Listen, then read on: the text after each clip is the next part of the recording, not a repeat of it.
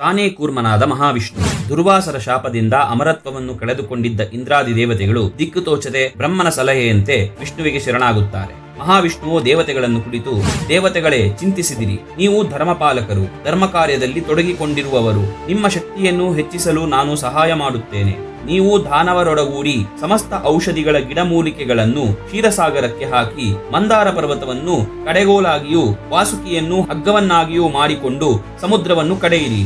ಅಮೃತವು ಉದ್ಭವವಾಗುತ್ತದೆ. ಅದರಲ್ಲಿ ನಿಮಗೂ ಸಮಪಾಲು ಎಂದು ದಾನವರಿಗೆ ಹೇಳಿ ಒಪ್ಪಿಸಿ. ಆದರೆ ನಾನು ಅಮೃತವನ್ನು ನಿಮಗೆ ಮಾತ್ರ ದೊರಕುವಂತೆ ಮಾಡುತ್ತೇನೆ, ಏಕೆಂದರೆ ಧರ್ಮಪಾಲನೆ ಮಾಡುವವರಿಗಷ್ಟೇ ಅಮೃತವು ಲಭಿಸಬೇಕು ಎಂದು ಹೇಳುತ್ತಾನೆ. ಮಹಾವಿಷ್ಣುವಿನ ಆಜ್ಞೆಯಂತೆ ಕ್ಷೀರಸಾಗರಕ್ಕೆ ದಾನವರೊಡನೆ ಔಷಧಿ ಮೂಲಿಕೆಗಳನ್ನು ಹಾಕಿ ಮಧ್ಯದಲ್ಲಿ ಮಂದಾರ ಪರ್ವತವನ್ನು ಇರಿಸಿ ವಾಸುಕಿಯನ್ನು ಹಗ್ಗವನ್ನಾಗಿಸಿ ಸಮುದ್ರವನ್ನು ಕಡೆಯುತ್ತಾರೆ. ದೇವತೆಗಳು ವಾಸುಕಿಯ ಬಾಲದ ಕಡೆಯೂ ದಾನವರು ವಾಸುಕಿಯ ತಲೆಯ ಕಡೆಯೂ ಎಳೆಯುತ್ತಾರೆ. ಮಂದಾರ ಪರ್ವತವು ಸಮುದ್ರದಲ್ಲಿ ಮುಳುಗಲು ಆರಂಭಿಸುತ್ತದೆ. ಎಲ್ಲರೂ ಭಯಭೀತರಾಗುತ್ತಾರೆ. ಆಗ ಮಹಾವಿಷ್ಣುವು ಬೃಹದಾಕಾರದ ಆಮೆಯಾಗಿ ಕೂರ್ಮಾವತಾರದಲ್ಲಿ ಆ ಮಂದಾರ ಪರ್ವತವನ್ನು ತನ್ನ ಬೆನ್ನ ಮೇಲೆ ಹೊತ್ತಿಕೊಳ್ಳುತ್ತಾನೆ.